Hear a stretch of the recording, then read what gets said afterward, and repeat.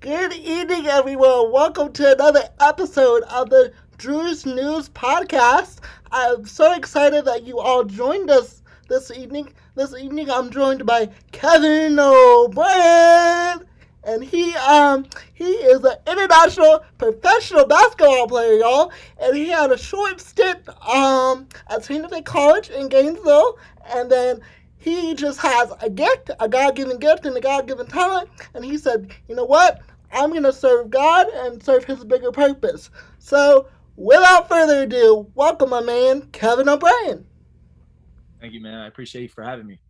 So, Kevin, if you just want to tell the viewers who you are and what you're about. So yeah, basically, I feel like you covered it pretty well. That was a great introduction, by the way. But yeah, man, I'm Kevin O'Brien. I'm 25 years old, born and raised in Miami, Florida. Um, Basketball player, I guess, would be the way to describe what I do. I'm very fortunate to be able to do that. I've found a love for the game at a very, very young age, and I'm very thankful to still be able to play and compete and travel and see the world. And it's a pretty cool experience, man. I'm excited to see it continue. But yeah, if they want to know more, I guess they should stay tuned. That's why we're here, right? That's right. That's right. You got to stay tuned in to the very end because at the end, Kevin will be taking some questions for you all, the viewers. I told you all that I was going to make this as engaging and interactive as possible. I plan to do lives with some of my guests at least once a month. And Kevin was like, "Hey, can I hop on here?" And I'm like, "Sure, let's do it. Let's get it." I've had a busy day, y'all. Some of you may know that this is my third interview for the day, my third interview.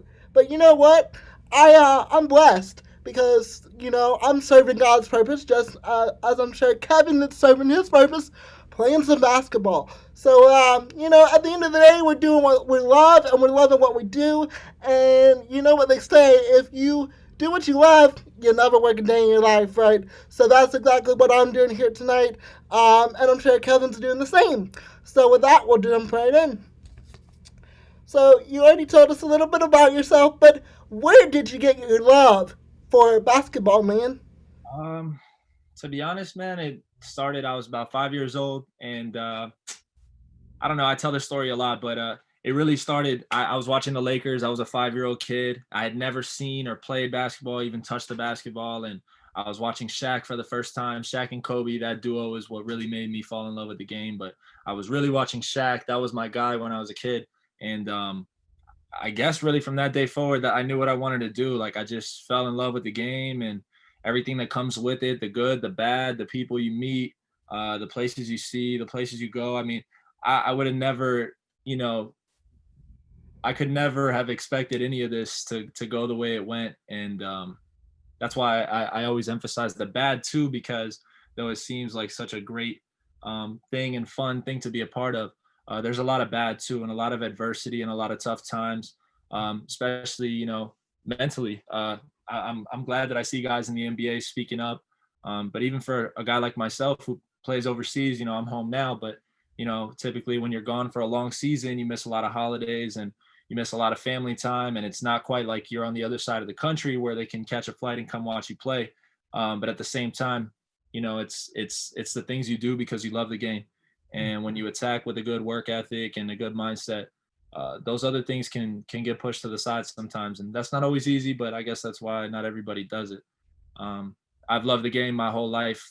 I've had some really tough times with the game, and then sometimes that just I absolutely live for. So you got to take the good with the bad. But just like you said, when you love what you do, I guess you're never going to work, or you never work a day in your life. I'm sorry, that's what I meant to say. Exactly. And you are an international professional basketball player. Could you tell me how has that been affected by COVID? Man, it was really, really tough. So my last stint, I was in Tbilisi, Georgia, and I was out there for 8.5 months, almost 9 months. I played there for Dinamo Tbilisi, and that was quite an experience. That was actually my first time ever in Europe. My only professional experience before that was playing in Mexico, which I won't lie, was a bit of a culture shock. But luckily for me, I speak Spanish, so I was able to adapt a little bit better. But being out in Georgia was completely foreign to me. I mean, just different language, different alphabet, different food, It's like, man, I'm just a kid from Miami, man. I need my Cuban food. I need all this other stuff, and it's different, man. But Listen, I'm from a small town. I don't know if you've heard of it. Trenton, Florida. Shout out Gilchrist County. We are out there with the cows and the hay bales. So, yeah, you would be like, what is this? And it's a one stoplight town. And if you blink, you'll even miss. that, like my first, like that's kind of like when I first got to Gainesville. That was a little bit of a culture shock for me too, you know, coming from Miami and stuff. So I can only imagine what it's like in your hometown. But it's definitely shout out to Trenton. But yeah, man, just to get back to what you said about how COVID affected the season or affected my career and many other guys' careers that work really really hard and you know put themselves on the line to sign these 1 year deals and go overseas and try to make some money and you know bring it home and make something of their career. This COVID thing sidelined all of that for a long time. Now I know a lot of leagues still continued and are still playing and managing themselves through COVID, and that's amazing because I think you know at the end of the day the game is always going to go on, and regardless of how bad the pandemic is and everything else has been, it really is a great thing that the game is still going on. But for me individually, I've had to stay patient and wait for the right opportunity and really get healthy. You know, it's been an interesting off season, even though I didn't plan on there being a pandemic that would send us home right before the playoffs after being there for 8.5 months, and you build a lot of camaraderie with your group and all these things, and just for it to suddenly be sidelined. COVID is now a thing, and I'm on a flight back to Miami 2 days later. I mean, it's almost kind of like all that work you put in was for nothing. Very frustrating, very tough, some tough times. I even had to step away from basketball for a little bit, but sometimes it takes that in order to refine that love. I definitely think I've tapped back into my passion and wanting to work and all that other stuff, and I'm just really excited for what's to come. And honestly, sometimes I say, we don't like to take breaks, but sometimes breaks are good. They help you refocus and you come into something with a total different mindset. I had COVID myself back in September, and I can tell you, 2 weeks in quarantine, it really makes you think about the value of life, the little things.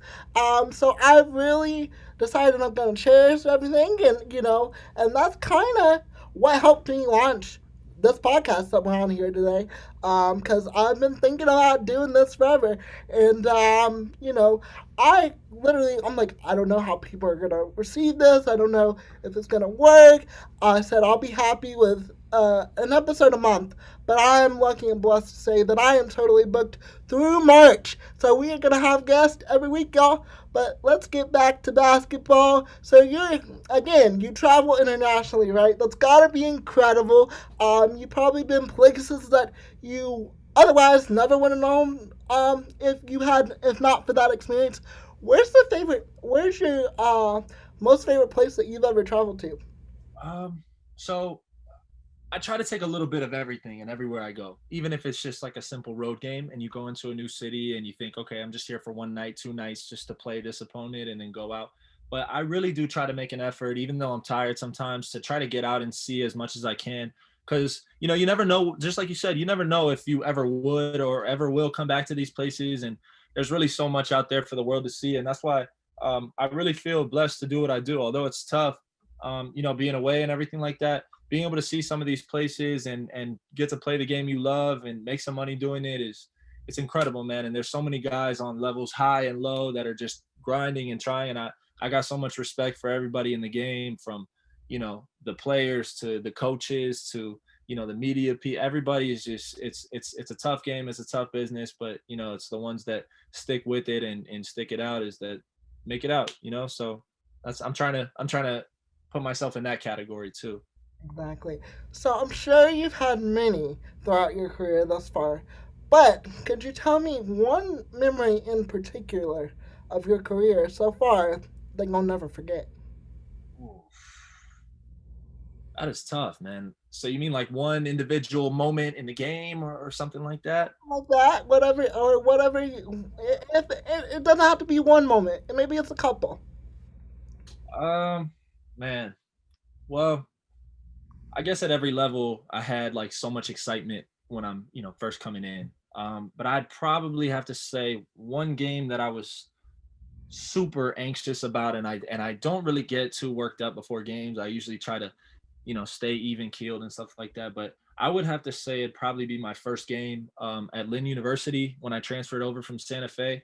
And I only say that because so much led to that moment, from being at Santa Fe and tearing my ACL those 2 straight years and not being able to play for Coach Mowry, who I love to death and has done so much great for me, and Coach V and Coach Selva and even Coach Carter for that last year. They did so many great things for me, but that first game at Lynn was so special to me, because I really felt like I lost the game given my luck the last couple years, and I played really well, and it gave me that confidence that I needed, that I could still play at a high level. And it was just an amazing moment. I remember being really emotional, because it took a lot to get to that point. And luckily, by the grace of God, I'm still here. I'm still able to play. So Yeah, man. I don't know if you remember, but very briefly while you were at Santa Fe, I was also there, and I remember that you were quite the star. So yeah. Um, so what are some life lessons that the game of basketball has taught you? I always say that sports is more than just a game. It's about those life lessons that you get through sports. absolutely. Well, I think number one, it builds character and it builds a work ethic. You learn how to plan things out, and over time, you just working at something. It's almost kind of like everybody's goal, right? To go into a season and win whatever championship that is. But you don't really know what your goals are when you're like working every single day. You just want to continue to get better. And in the game, like it's amazing to like work so much at something, and you can struggle with it so much at first until you master it. And that's the thing that like I'm obsessed the most about the game, that like even seeing it in other players and stuff is just so amazing about it, and how I think the game is always going to continue to get better, regardless of who comes in and who goes out. Is that people work and they just continue to improve, and they see that in themselves and work on other things. So for me, that's the best thing. Awesome. You kind of touched on this already, but do you have one specific coach that has stuck out to you during your career? And if so, why? So every coach played a significant role in my life. Everyone, whether I liked them, whether I didn't like them, whether they liked me or didn't like me, every coach taught me something. And looking back, I'm grateful for every one of them, every single one that I played for. Um, from a personal standpoint, though, I would have to say it's definitely Coach Mowry from Santa Fe. I actually had this conversation with my mom and dad the other day. Um, I really believe in a lot of aspects that Coach Mowry saved my life. Because when I first got to Gainesville and I was 17, 18 years old, coming from Miami, first time living alone. I shared a room with both my brothers my entire life growing up. And it's my first time I have my own room. Like, I'm going to college, I'm playing on the team and everything. Uh, I finally got my freedom, and that came with a lot of responsibility. And when I first came in, I just wasn't responsible. I was into other things, and I like to have fun. And, I wasn't always off the court doing the things I was supposed to do. And that's not to say I was a bad kid or getting in trouble, but definitely not doing the right things. And Coach Mowry really took me in and really helped show me the ropes, and was just a real positive in my life, and a really, really tough time for me. Just going back to it, obviously with those injuries, when you're playing at a JUCO, which Santa Fe is a junior college, guys that go there and play, they try to play there for 2 years and then get an offer from a 4-year school, whether that be D1, D2, D3, NAI, and end up at a 4-year university. So it's really a grind. Guys come in with the intent to get out. And from a coach, he's going to want guys that are going to come in and be able to play. And Coach Mowry, given that I had those injuries, at any point could have just sent me home and opened up that scholarship spot for somebody else that could have came in and performed. And he didn't. He kept me in school. He knew that if I got healthy, if I was able to do the right things, I could still have a chance. And he always told me that. He would keep me up. I'd crutch into his office and sit down just to talk to him. And Coach V, obviously, and Coach Selva too. I can't act like they weren't in the mix as well. They really saved my life, man. They really saved my life, and I'm grateful for them. I wish Gainesville wasn't always so far away so I can go and see them sometimes. But I'll always be grateful for what they did for me. I know, man. You gotta come back to the Ville. We gotta hang out sometime.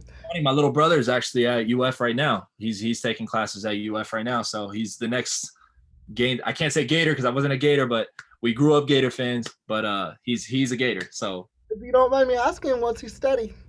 he's an engineering major. Oh wow, we got the brains. Oh, he got the brains for sure. I think he got the looks too. I used to think it was me, but I think it's him.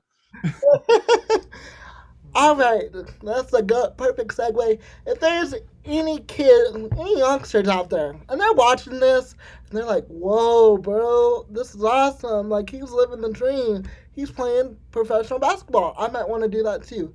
What's one piece of advice or encouragement that you might get them? Just don't ever get down, and you really have to trust your work. But the thing that I tell guys the most is run your own race. And what I mean by run your own race is don't look at somebody else's path and think that just because there's one like that means that yours should go like that. It's not always the case. It's not always the case. So things are going to happen in life, whether you work a regular job, whether you're a ball player, no matter what you do, and you're going to hit obstacles.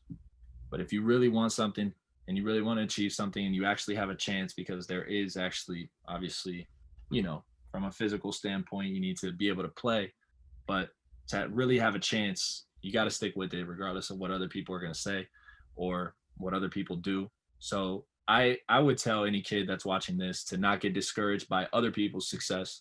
Instead, praise them for their success and just continue to focus on your own mission and your own path. And just don't hate on anybody along the way. Respect the game, and the game will, in return, reward you. However that may be, however far you take it, that's just what I always tell people, is to run their own race and go on their own path. Wow, you're over here motivating some people tonight, including myself, uh, preaching to the choir there. So some people have superstitions that they like to do, or routines that they like to do before a big game. What is yours? So I'm Cuban, man. So to be honest with you, Cuban people are known to be really superstitious. I've just found little things along the way, but to be honest with you, like when I was young, I would kind of just like if I wore an undershirt that game and I played really well, that would be like my lucky undershirt for the next 3 or 4 games until I had a bad game, and then I would completely shun the undershirt completely and have to start from scratch. I tried the whole superstition thing, but at the end of the day, I just kind of started basing my mindset on confidence based on my work ethic. So my preparation is that's my confidence right there. I know that if I prepared, then I'm gonna be ready to go, and it'll show on the floor. You know what I'm saying? But Yep. superstition wise, I guess I've kind of grown out of them. I just show up ready to go. You just come to play the game. You just come to do what you do. Shoot hoops. All I do is win, win, win, no matter what. Hey! Yeah, man. So my last question from me, and then we'll open the floor for audience questions. It's kind of like my signature question. I ask every single person that has been on the show and that will be on the show this question. What do you hope your legacy will be?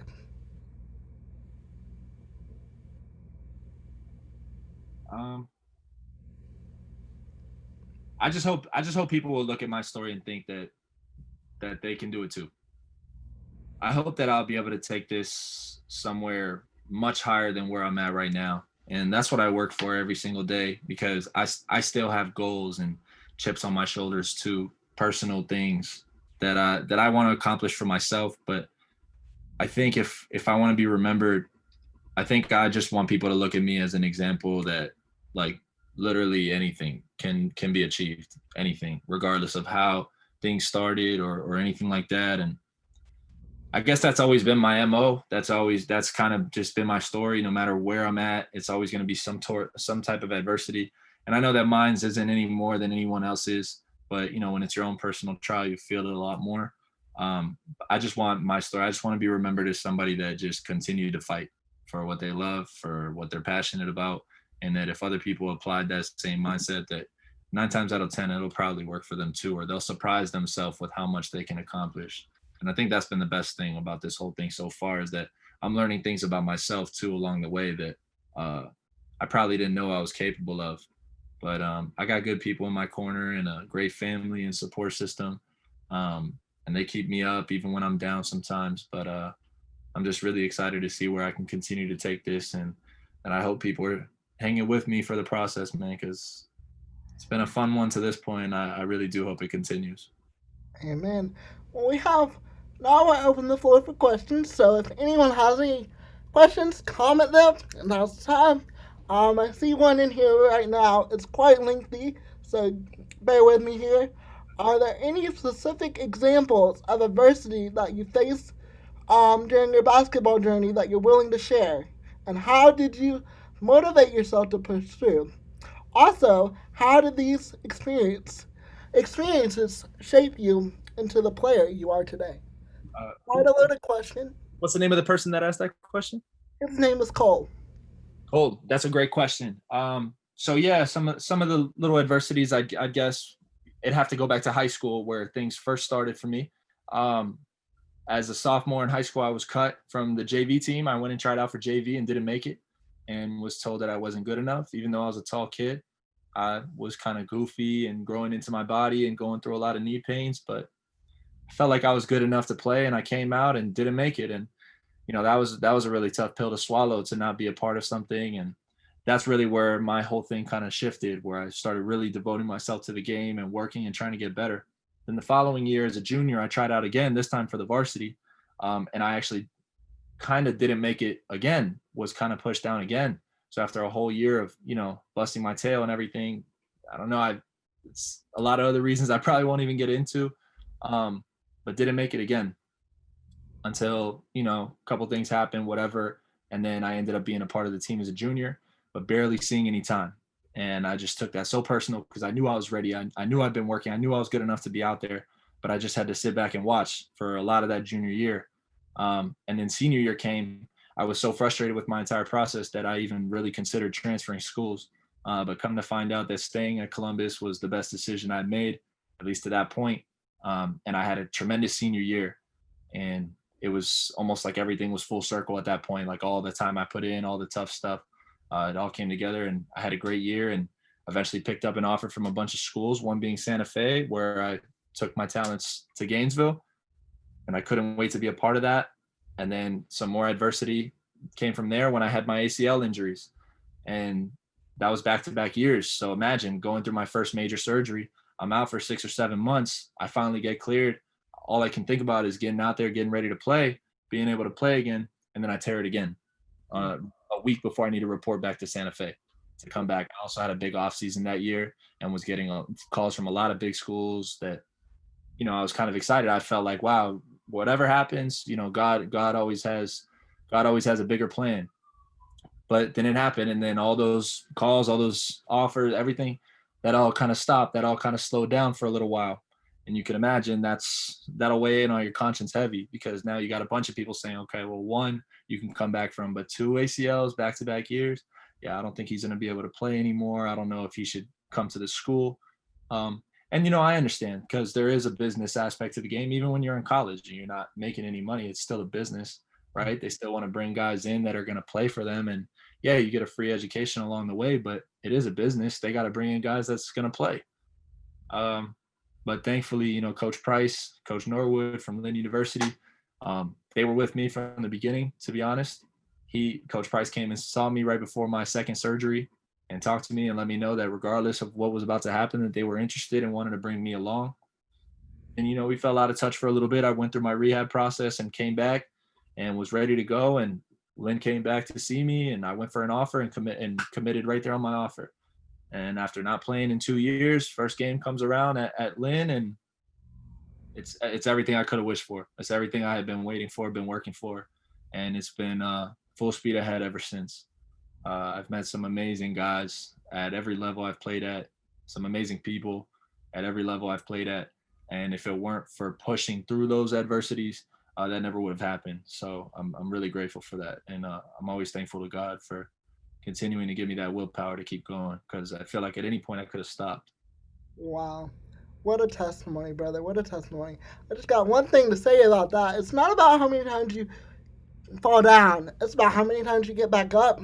And from what I'm hearing, my man don't stop. He gets back up and keeps it moving. We got another question. I believe this may be some of your family, actually. Scott O'Brien says, there are a lot of kids who watch you follow you and look up to you? Do you have a special moment or kid that made an impression on you? No, I don't have one special kid in particular, or anybody that really sticks out. But for me, kids have always been my passion. So in the off season, I work a lot with kids. I partner with my good friend Brandon, who he runs this thing called Dibia, and it's really like it's kind of it's a nonprofit, but it's these things for these inner city kids out in Coconut Grove and down in Cutler Bay, and I get to play in little camps with them and teach them how to play the game, and we play other games and stuff too. But just being able to spend that time and have that effect, because when you're a little kid, you almost kind of look for just anybody to give you some type of hope. I remember when I was a little kid, if any basketball player or anything would have ever walked in my school, I would have been like jaw to the floor, like I want to be just like this guy. And it's crazy because now I know that I have that impact. So I really try to make an emphasis on being a good person and being a good leader to these kids, because it really does play a role. They end up growing up to be, they're our future. Our kids are our future. So I want to set the best example I can for them now while they're young and taking everything in, that, just because it's what I do doesn't mean that's what they have to do. But if they have an interest, that they can do anything they set their mind to. So kids for me is always the number one. Amen. Well, I think that's a great way to wrap it up. If anyone's watching or anyone's listening to this, and they want to connect with you because they think your story and your testimony is so powerful, just like I do, how can they do that? So my Instagram is Kevin O'Brien 33. My Twitter is Kev O'Brien 33, and then I think my Facebook link is posted all around here everywhere. So yeah, man, that's Instagram Kevin O'Brien 33. Twitter is Kev O'Brien 33. So, but I appreciate you for having me on the show, man. I think you're doing some great things, and I definitely appreciate you reaching out and taking the time. Yeah, thanks for coming. It's been a blast. Well, folks, you've heard it here first. Here first, that was another episode of the Drew's News podcast. If you or someone you know has either a testimony or a topic they would like me to cover, you can either follow me on social media on all platforms at Drew D's Reports, or email me at dsreports@gmail.com. And remember, if you can dream it, you can drew it. Have a great night.